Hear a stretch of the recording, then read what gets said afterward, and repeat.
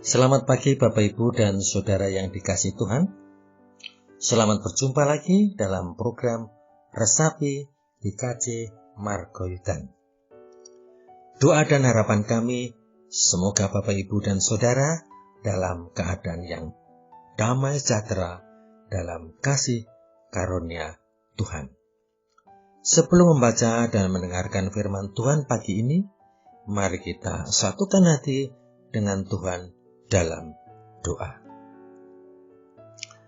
Bapa yang maha baik, Bapa yang kudus, Bapa yang layak dipuji, pagi ini Bapa kami menghadap ke hadirat-Mu, mengucap syukur dan terima kasih karena kemurahan Tuhan.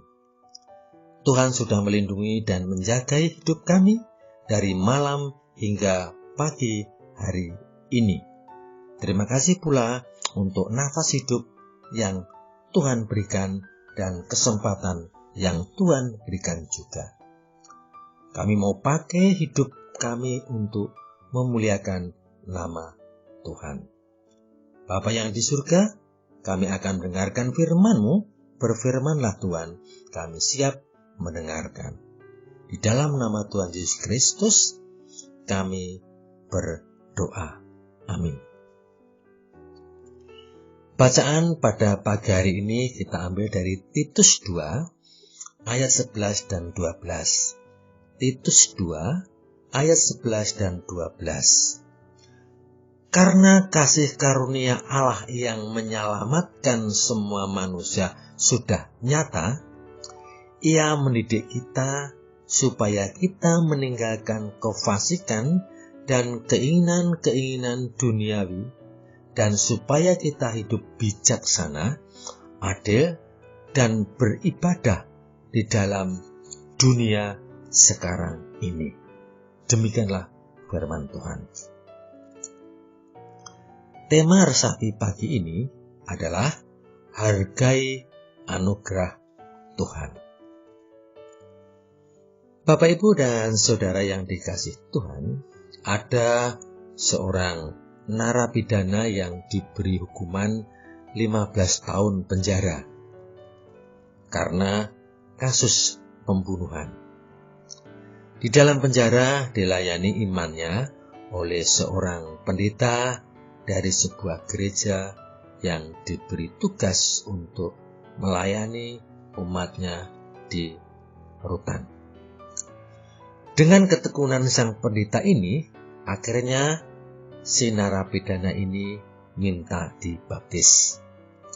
Setelah dibaptis oleh sang pendeta ini, banyak orang yang mempertanyakan pertobatan nabi ini, serta mencoba mencari tahu apakah layak menerima pertobatan atau tidak.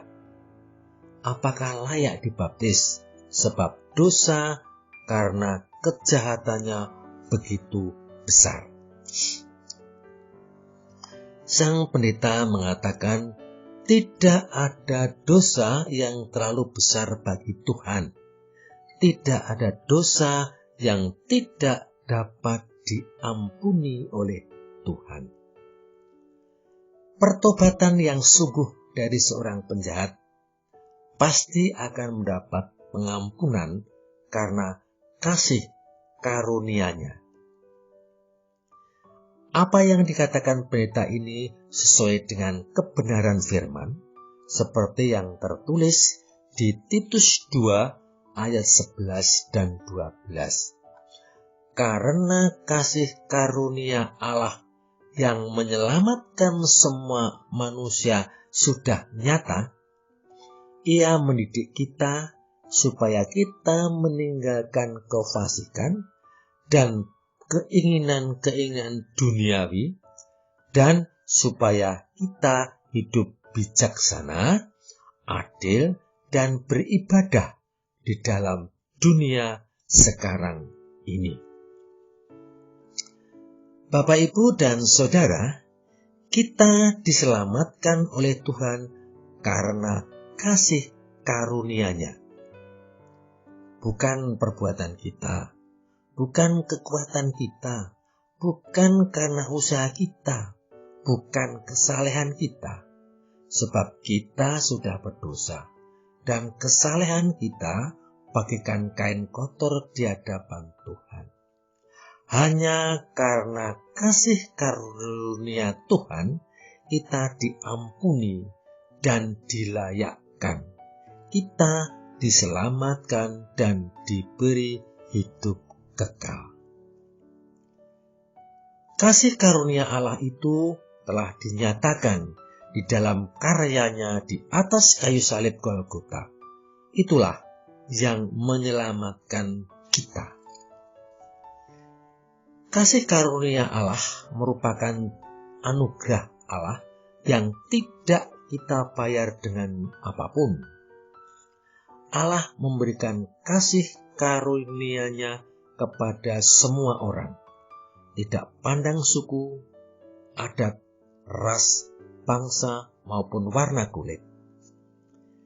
Kasih karunia-Nya kita terima dengan iman. Walaupun kasih karunia itu cuma-cuma, tapi hanya orang yang meresponnya dengan iman. Inilah orang-orang yang menerima kasih karunia. Dalam ayat ini ada kelanjutan akan kasih karunia Tuhan. Dalam ayat 11 dikatakan, kasih karunia Tuhan menyelamatkan kita.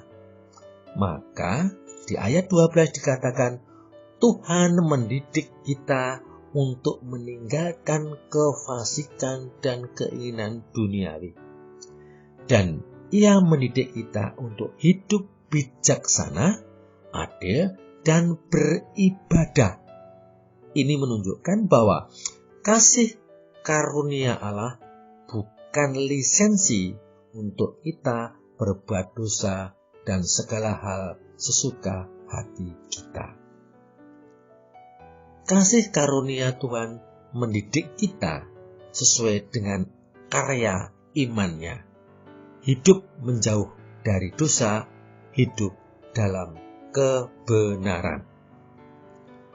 Bapak, Ibu, dan Saudara yang dikasihi Tuhan, kasih karunia Tuhan membebaskan kita dari hukuman dosa dan maut yang kekal.